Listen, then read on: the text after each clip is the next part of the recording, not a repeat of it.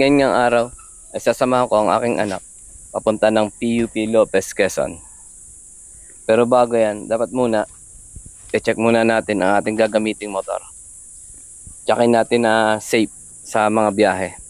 Lalo na sa ganitong mga manual, napaka-importante ng kadena.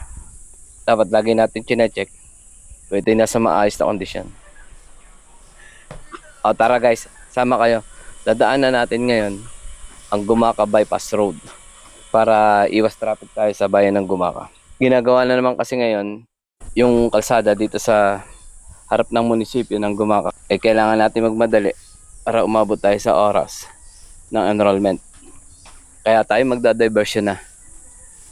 Ito nga pala ang gagamitin natin sa Honda Winner X. Ngayon ay palabas na tayo dito sa aming bahay. Ito nga pala ay Barangay Pamundok. Dito tayo dadaan sa back door kasi one way lang dito sa amin. Dire-diretso lang natin itong kalsadang ito.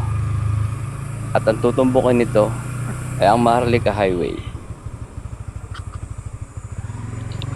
At sana lang hindi ganun karami ang sasakyan na dumadaan ngayon sa Gumaca Bypass Road para mas mabilis tayo makakarating sa ating pupuntahan.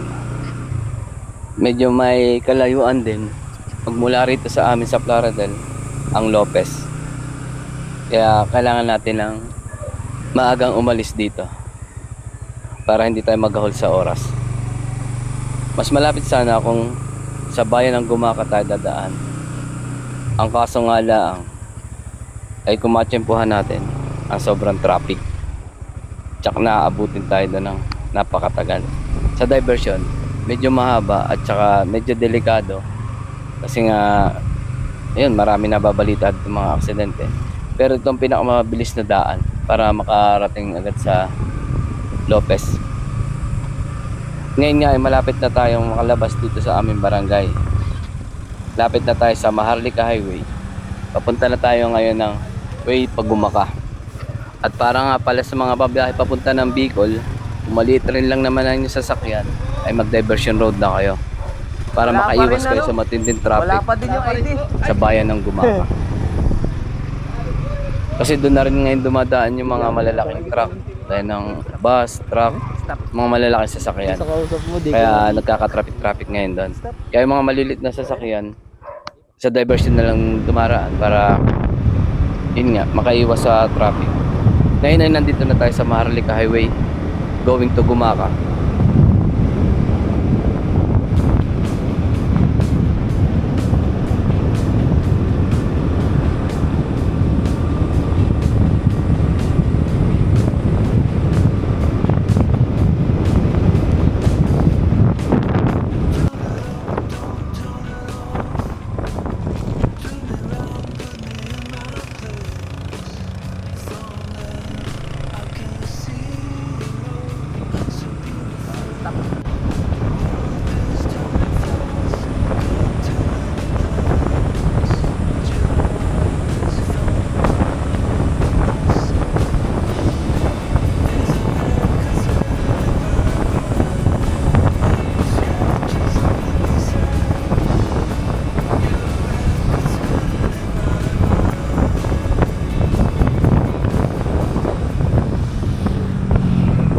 Ngayon ay nandito na tayo sa Gumaca Bypass Road.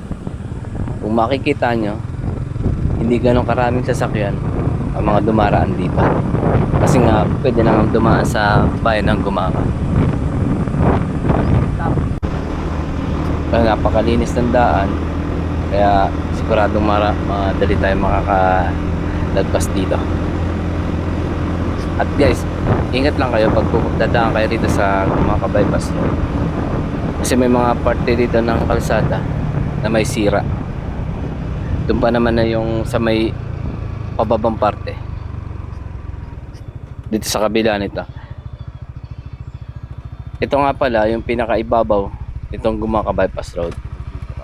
Baba muna tayo saglit para makapaningin. Medyo maaga pa naman. Kitang kita dito yung mga bayan ng Gumaca. Yan yung isla ng Quezon. Diretso na ulit tayo.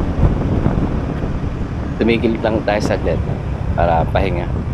Ngayon ay papunta na tayo ngayon ng exit point nitong Gumaka Bypass Road. Ito yung pinaka gitna nitong bypass road. Sa kaliwang bahagi, yun ang papunta ng bayan ng Gumaka. At ito sa kanan, yan ang papunta ng Bundok Peninsula.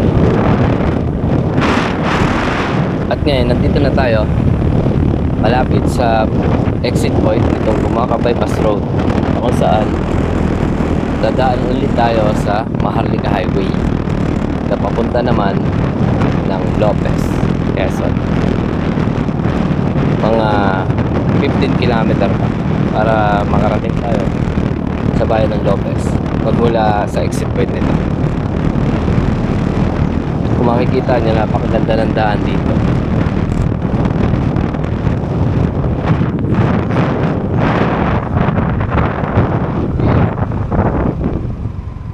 Malinis.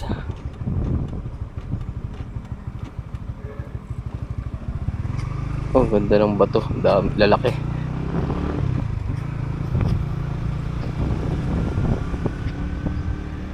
Paglabas natin dito, Maharlika Highway na ulit. Dire-diretso na lang natin yun at mararating na natin ang bayan ng Lopez. At ngayon nga ay narating na natin ang PUP Lopez, Quezon. Samahan na natin ang aking anak sa pag-enroll. Ang lawak din pala ng university na ito. Yan, hanap na lang tayo dito ng mapapag-parkan. Tapos diretso na tayo pagpapa-enroll. Hanggang dito na lang mga boss at sasamahan ko pa ang aking anak.